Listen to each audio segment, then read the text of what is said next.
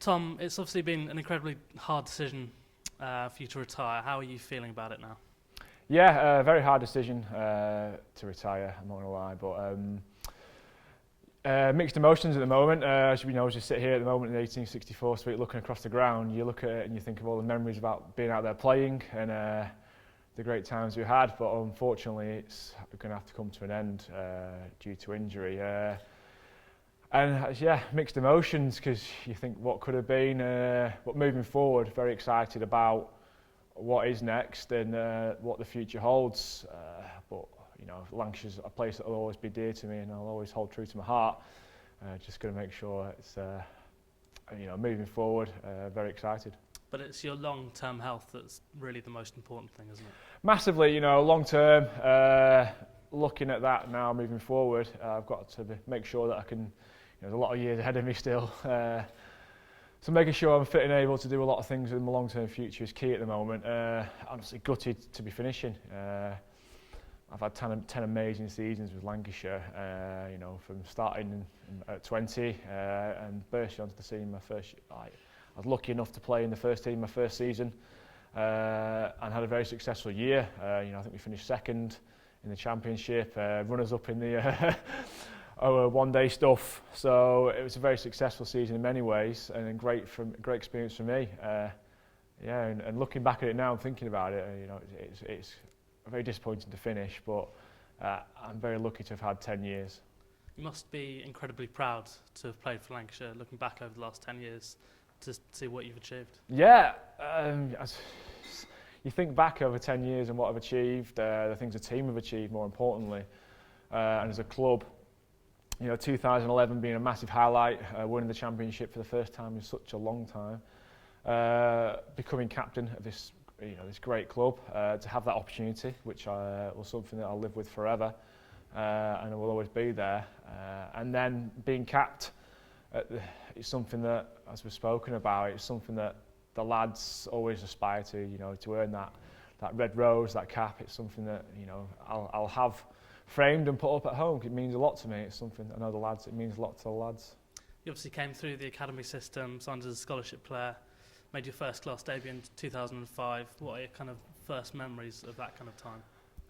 First class debut was interesting. It was actually against, I think it was Oxford University. I got a first ball duck. And I remember Ian Sutcliffe coming up to me and saying, don't worry, like all the good players get first ball ducks. So I don't know whether he was just trying to take my mind off it or cheer me up, I don't really know. But my actual first game here was against Hampshire. I remember getting John Crawley out, first wicket. It says bowled, but he actually dragged on a long off. So, but to everyone else, as I say, it pitched middle and took the top of off stump. Yeah, that was my first real highlight of, you know, getting that first game at Old Trafford. It looked a lot different to what it does now. Sorry, it was Old Trafford then, it's now Emirates Old Trafford. You know, look back then, bursting on first year, getting that wicket, and I remember my first runs. I think Michael Carberry misfielded one at points to get me off the mark. So they're the things you will always remember, and obviously moving through my career, you know, 2011, getting capped, you know, the T20 success, being captain. I'm lucky enough to have had a lot of highlights throughout my career. Growing up as a Lancashire lad, it was your dream to play for the club and to captain the club, wasn't it? Yeah, obviously just a massive dream to play for it. I remember sitting in the stands watching. I actually watched Kyle Ogg make his debut. It was quite random. But I've been lucky enough to play with a lot of great players throughout my career, and you know, it's just, you know, Lancashire have a tradition of getting some really high quality overseas, and to pick their brains about cricket has helped me throughout my career and had a massive influence on my career. And then to play with some childhood idols, you know, I've watched people on the TV, and then, you know, 5 years later I'm in the same changing room as him playing cricket. So you're a bit starstruck at times. I was when we walk in the first time. You know, there was Fred, Dominic Cork, Stewie Law, Glenn Chappell, Chile, Mo Rutherford. Like, you know, the list is endless of great players that I play with, and you know, there's not many people that can say they've had that opportunity. And you know, it's something I'm very lucky to have done, and I owe a lot to a lot of people. How much did it mean for you to be capped by the club? Oh, I remember the day still. It was a one-day game against Sussex here. It was myself, Stephen Croft and Kyle Hogg all capped on the same day. And it was, I actually didn't know, it was a surprise, which was nice. And it was one of those things that, as I said before, to get that full rose, that full cap is something that will go up on the wall now, and very proudly. Looking back, what were your main highlights? Obviously the 2011 County Championship triumph, that must be kind of right up there. Yeah, I still remember the last day at Taunton. It was just a massive highlight when Crofty hit that final run, knocking it in. I think it was Crofty. I'm pretty sure it was Crofty hitting it into the offside, and just watching them celebrate in the middle. We were celebrating in the changing room, running onto the pitch. Yeah, the memories that will live with me forever. And it must have been very special to be part of that group. Yeah, it was a special group. A lot of young Lancashire lads growing up together, knew each other inside out, and it was great to be a part of it. They're the things you're going to miss, really. They're the little memories, little moments in life that you get through playing sport, and I was lucky enough to have them and be able to do those kind of things, and it's certainly the little things I'm going to miss. And looking back at 2014 was probably your best year, personally. You must have felt in a really good place. You were named Player of the Year, Championship Player of the Year, England Lions recognition. That must have been a really good time for you. Yeah, 2014 was a great year. Such a really successful season on the pitch. It was a really exciting time for moving forward. England Lions recognition, and obviously at the back end of that season, I got injured. It's looking back at it, that was a really a massive highlight of my career that season. Everything just seemed to click, and one of those magic seasons, those dream seasons that you think are going to happen. And yeah, I remember when I was bowling, I thought I was going to get a wicket. When I was batting, I thought I was going to get runs, and everything just seemed to flow. And it's before that, it was a bit stop-start, and that season I managed to get it all together as one, and I was really happy with where my game was at. And obviously moving forward from that, it didn't quite really materialise.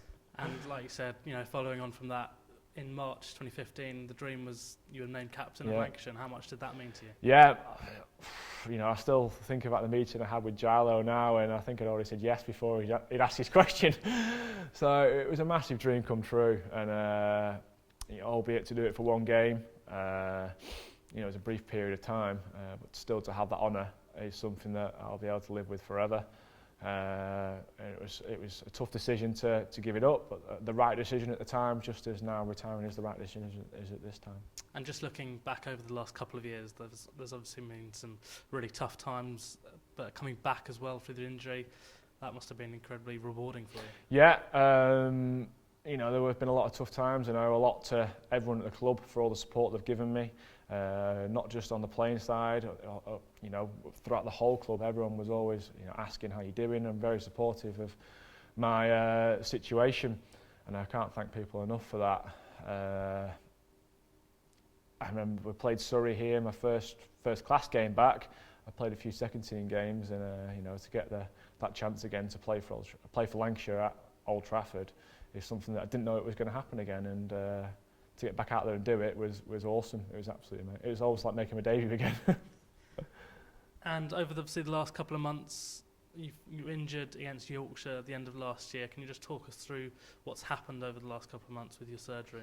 Yeah, obviously had a recurrence of my old injury in the Yorkshire game, and I was required another operation similar to last time, which has ultimately led to obviously being forced to retire. It came as a bit of a shock, I'm not going to lie, just having got back into the team and doing well, to then go back to the other side. But as I've said, it's been 10 fantastic seasons, and I don't want to dwell on the fact that it's come to an end. I'm really excited to look forward, and whatever opportunities come, to really take those and really put my heart and soul into them. And what are you looking to do moving forward? Will you be wanting to stay in cricket? I'd love to stay in the game.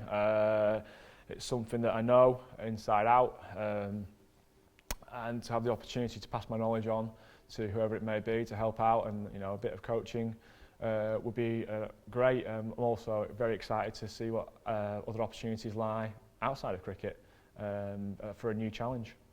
And just finally, I'm sure you'd like to just say a few words to your friends and family, teammates, physios, everyone really. Yeah, the list is endless of people who I can thank. The medical staff here, Sam Byrne, Dave Roberts, Tom Webster, Charlie, Phil Scott briefly before he went away.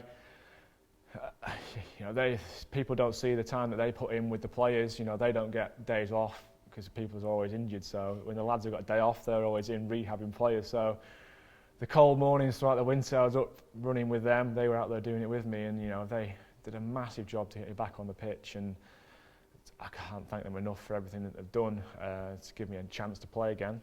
To all the coaches that I've had throughout my career, they've all helped throughout it, little bits here and there, and give me the opportunities to play. And to the lads, there's many memories I can take away from this. Cricketing memories, the good times, the bad times, the stuff that will always be with me. And to all my friends and family, they've been with me from the start.